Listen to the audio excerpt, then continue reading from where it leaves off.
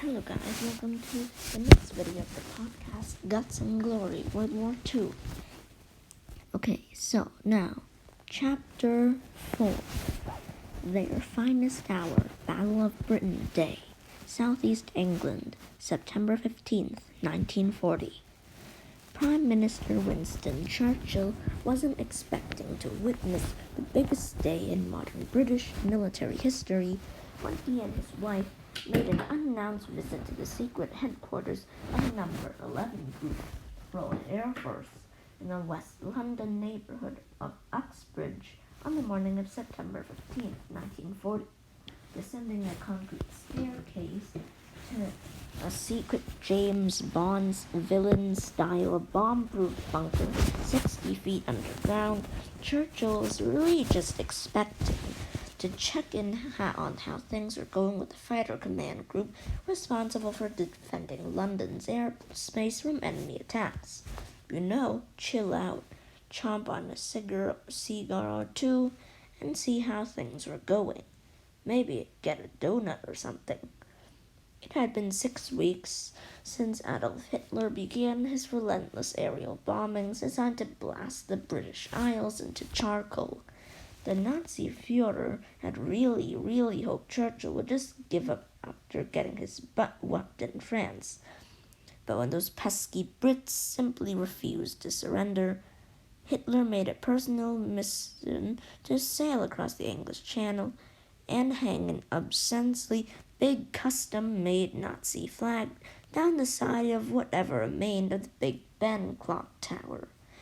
Germany massively outnumbered the British in terms of men and tanks, but their main obstacle was to marching over the rubble of London was that there was really a big body of water in the English Channel between occupied France and the English countryside, and Hitler's only means of moving large numbers of troops across was on a bunch of unarmed transport barges. To launch any meaningful invasion of England, Hitler would have to annihilate the British Royal Air Force, known as the RAF, so the Brits couldn't just shoot up all his barges full of guys before they got across the water. It was the Royal Air Force job to make sure that the Germans never set foot in England. It wasn't easy. The German Luftwaffe was relentless and powerful and monstrously outnumbered the RAF. The Luftwaffe was under the command of Reichsmarschall Hermann Göring, an extremely successful World War I fighter pilot who was the founder of the German secret police, the Gestapo, and also the chief ranger of all forests in Germany. For some reason, Göring had 2,500 ultra-modern fighter planes and heavy bombers, all crewed by veteran pilots with tons of combat experience.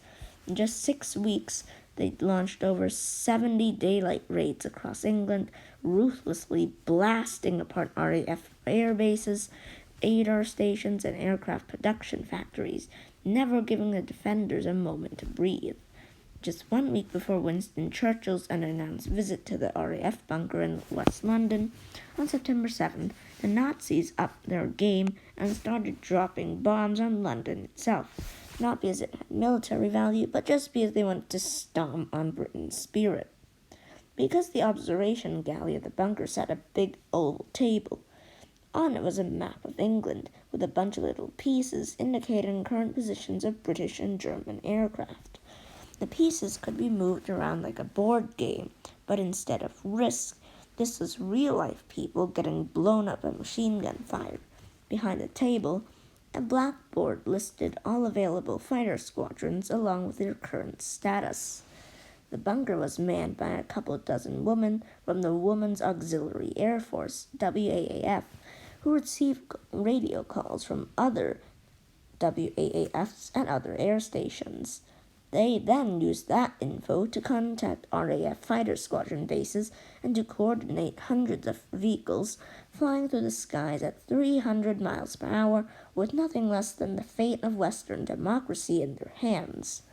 When Air Vice Marshal Keith Park greeted Churchill in the bunker around 9 a.m. on the 15th, there wasn't much going on. WAAFs were tracking a few German reconnaissance information and gathering flights, but the activity hadn't really gotten started yet. Park was a no-nonsense fighter ace from New Zealand who had shot down 20 German planes during World War I. As commander of No. 11 Group, he had the job of defending London from the Luftwaffe bombing raids and hitting the enemy as they crossed the English Channel. Considering that he had only 25 squadrons under his command, each squadron is supposed to have 12 aircraft, but this was pretty much impossible to maintain during the war. He was doing a mind-blowingly good job of it. At 11 a.m., the first contacts started coming online, huge groups of them. Multiple formations marked 40 plus and 80 plus were placed on the map as the women of the WAAF received more and more reports from WAAF at radar stations all along close. Together, nearly 1,000 German aircraft were headed straight across the channel for London itself. Endless swarms of enemy fighters and bombers stretched out for miles across the water, all converging to blast the British capital into a crater. Park moved about quickly, calmly issuing orders, sending squadron after squadron to deal with the attack as it approached different sectors. All down the line, WAAFs got on the phone, dialing ready rooms with enemy coordinates, altitudes, and orders. This was going to be big.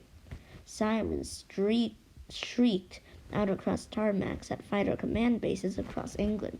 Officers yelled for pilots to scramble to their aircraft, and in a heartbeat the once quiet, grassy airfields turned to life. Ground crews raced to their posts to perform final checks on fuel and ammunition, start up the engines, and prepare the strip for takeoff. Pilots in the ready room snapped awake from their naps, already wearing their flight suits, and sprinted down the airstrip for their planes. These exhausted men, most of them between the ages of 18 and 24, had been engaged in 2 separate battles the day before, and pretty much every day before that. But despite a brutal 2 months of non-stop battle, there was no time to rest. The entire country depended on them and their ability to smoke Nazis out of the sky like burning swastika and blazing comets. It was almost noon when the awe-inspiring cloud of German heavy bombers arrived within sight of downtown London. Hundreds of Henkel and Dornier heavy bombers, each packing tons of high explosives, flew together in perfect formation.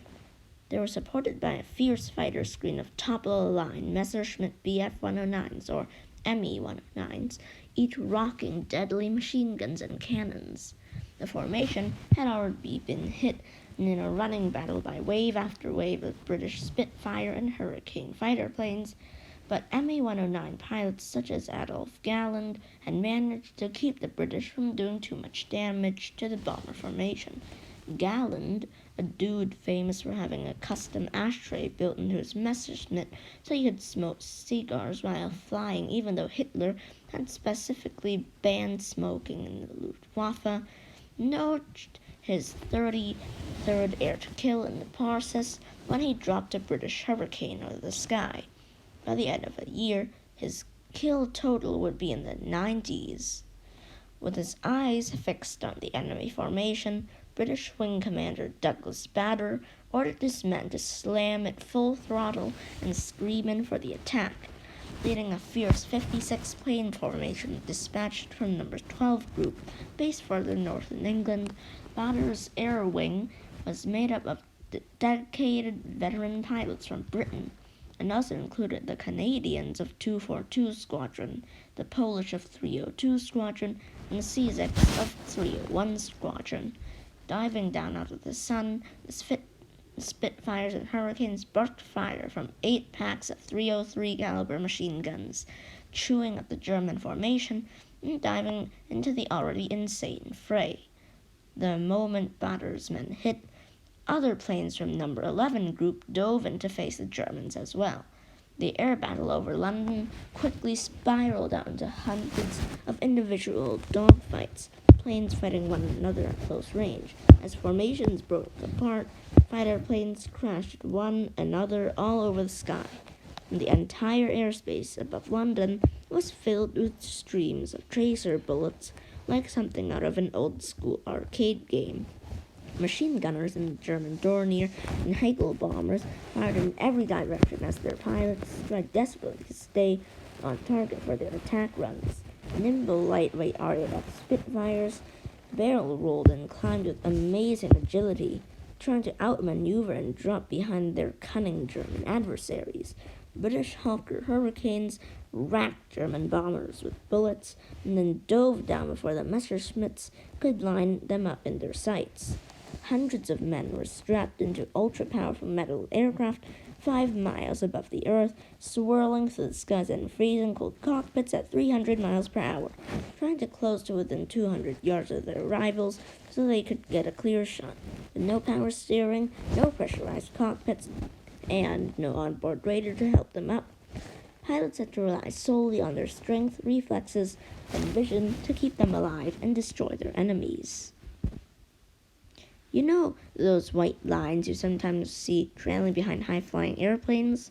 Well, on this day, the citizens of London were staring up at hundreds of them swirling in every direction as the battle raged far above. One German bomber, anxious to release his payload, dropped a bomb on the Queen's apartments in Buckingham Palace. She wasn't there at the time. Another bomber nailed the Strand, a big-time shopping district in London. Yet another was shot down and crashed into Victoria train station. One German pilot parachuted down near London's most famous cricket stadium and was grabbed by the people in the stands. A German aircrew that had replaced the tail machine gun on their Dornier with an awesome flamethrower tried to use it, but at super high altitude the flame didn't ignite. Instead of belching fire, it just launched oil all over a Spitfire's cockpit and got shot down in return. In the middle of the fighting, Douglas Bader yanked the control stick of his Hawker Hurricane hard as he dove toward a Dornier bomber. A highly accomplished stunt pilot and an extreme daredevil, Bader had been discharged from the RAF after a nasty wreck in 1931. He crashed his plane trying to do a low-altitude barrel roll and lost both of his legs. Now he was performing complicated maneuvers with 2 metal prosthetic legs. After pulling out of his roll, the wing commander unleashed a 9,600 round per minute burst of gunfire that ripped off the back end of the Dornier, sending it careening toward the River Thames in flames. After intense fighting, the German attack was repelled, and the British squadrons needed to rapidly refuel, load their guns, and patch up minor repairs. No sooner did they touch down than fighter commands started getting pinged by an entire new set of radar contacts. Another wave of Germans was headed across the channel, and this one was even bigger than the first. His eyes fixed on the ready board in the command center, Winston Churchill leaned over to Sir Keith Park and quietly asked, "What reserves have we?" Park matter-of-factly responded, "We have none." Moving at a superhuman NASCAR pit crew style pace, RAF ground crews worked their magic, even as Luftwaffe bombers blasted the airfields around them. The main enemy force arrived over Kent, on the southeast tip of England, just 2 hours after the fighting around London had ended. There was a miraculous 11 fighter command squadrons there to meet them. Along the first to slam headlong into the almost endless wave of Germans were 5 Hawker Hurricanes of 303 Squadron. The squadron leader, Witold Urbanovic, had been the instructor at the Polish Air Force College when the Germans attacked in 1939. In the chaos of the Blitzkrieg, Urbanovic evacuated his school, fled across the countryside with a bunch of 18-year-old cadets, got them safely in Romania, then went back and fought on the ground as an infantryman. He was captured by the Soviet Union, escaped, went back to Romania, got his cadets, then fled to France. He was evacuated at Dunkirk and swore vengeance. Now he commanded 303 Squadron, a unit of Polish expatriates. Expatriates are people who live outside of their native country, and by far the unit earlier, Urbanox had taken 12 of his boys up against nearly 150 enemy craft and managed to take out 18 without losing a single pilot. Now he was hoping for the same magic. Urbanox and his Poles flew straight into the German bombers, ignoring the German fighter planes and strafing the bigger craft with everything they had. Urbanox himself blasted 2 Dorniers out of the sky, then led his men down into the cloud cover as rage-filled Me-109s descended from above, raking the Hurricanes with machine gun fire. One of the 303 Squadron planes was hit hard, forcing the pilot to bail out, but as the rest of the Germans were picking out targets, they came face to face with 10 more squadrons of desperate RAF pilots with nothing to lose, flying at them from above, below, and every other direction, fighting desperately for their home and their families. The British Royal Air Force swarmed and weaved through the Luftwaffe formations. They smashed the Luftwaffe across a battlefield that ranged 80 miles across England and ultimately drove the Germans back over the Channel. The attack would cost the Luftwaffe 60 aircraft, while the British would just lose 26. Hitler cancelled the planned invasion of England the next day.